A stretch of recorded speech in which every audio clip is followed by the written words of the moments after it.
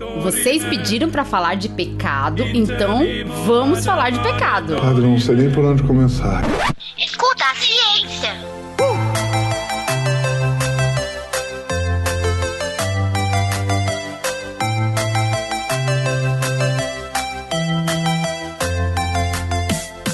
Olá, eu sou a professora Letícia Sarturi, sou mestre em imunologia e doutora em biociências e fisiopatologia.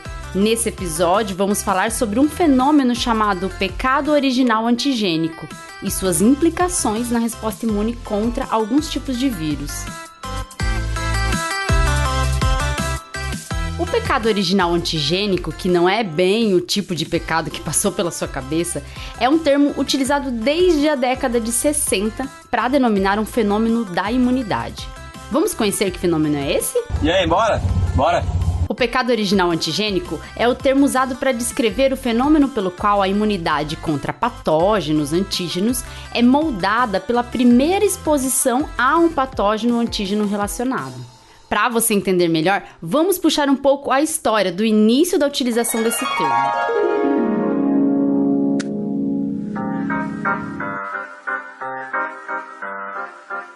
Thomas Francis, em 1960, usou o termo para descrever o fenômeno observado por ele de que pessoas que tiveram gripe e influenza sazonal, ao serem acometidas novamente pela gripe, produziam anticorpos relacionados às primeiras cepas de influenza com as quais elas tiveram contato, mesmo que o vírus influenza da gripe circulante seja de outra cepa. Escuta a ciência.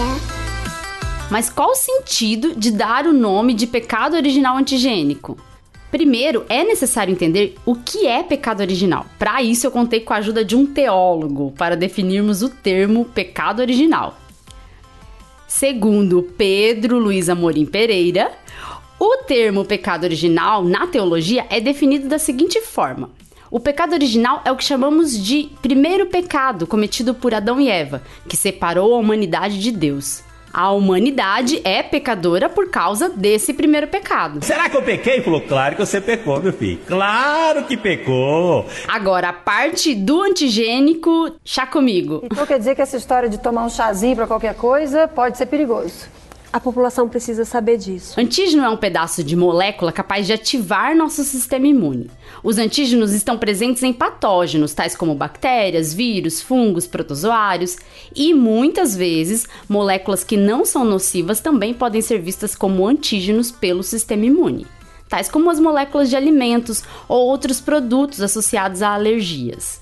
Esses antígenos têm capacidade de ativar linfócitos B e T e dessa forma desencadeiam uma resposta imune específica.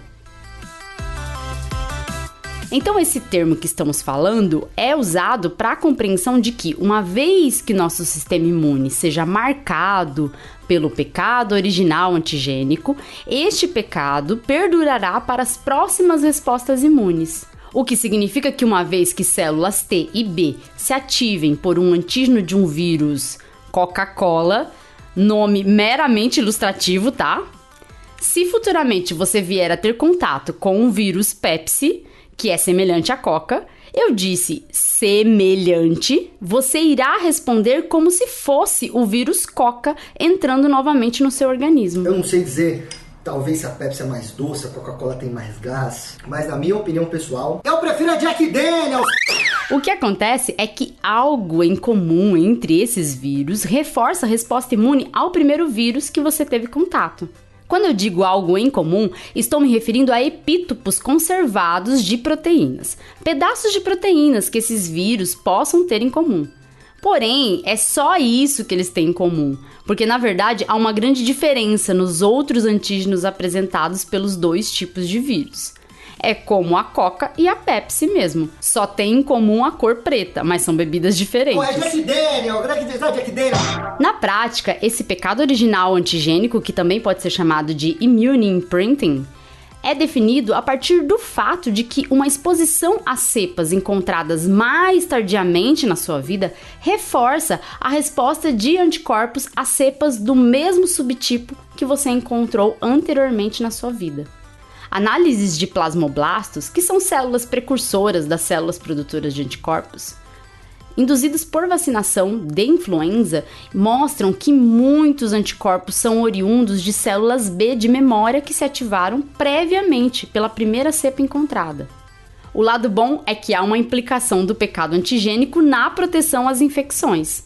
Por exemplo, em 2009, na pandemia de H1N1, pessoas idosas que foram expostas anteriormente ao H1N1 da gripe espanhola de 1918 tiveram menor taxa de mortalidade pela nova cepa de H1N1 em relação àqueles da mesma faixa etária não expostos à gripe espanhola. No entanto, como os anticorpos direcionados para epítopos conservados se ligam fortemente à cepa que os ativou e mais fracamente à cepa variante, para cepas com um parentesco mais distante, esse fenômeno pode ser um problema. Isso porque essa resposta imune pode deixar as pessoas mais suscetíveis a cepas futuras. Este fenômeno pode explicar, por exemplo, o fato de que pessoas expostas ao H2N2 da pandemia de gripe asiática em 1957 tiveram uma mortalidade alta em 2009 na pandemia de H1N1. Há uma implicação desse fenômeno bem elucidada para vacinas contra a influenza. Cepas de vacinas de gripe sazonal podem mudar muito de um ano para o outro. E assim, por causa do pecado antigênico, podemos ter forte resposta aos antígenos da cepa vacinal e fraca resposta aos antígenos da cepa circulante. E quais as hipóteses de mecanismos que justificam esse fenômeno? A hipótese mais aceita e plausível é a de que células B naives, que são células que não foram ativadas por antígeno, competem com células B de memória pelos epítopos do antígeno. Sendo que as células B de memória, por estarem em maior número e necessitarem de um limiar menor para ativação, poderiam ser melhor ativadas. Mas também outras hipóteses são estudadas, como a sugerida por Indefon em 2015, que propôs um modelo matemático em que as células T regulatórias, ativadas pelo antígeno original, reduzem a quantidade de antígeno carregado por células dendríticas após a exposição ao segundo antígeno. Consequentemente, isso resultaria em menos ativação pronunciada de linfócitos naives, que são aqueles linfócitos que não foram ativados pelo antígeno.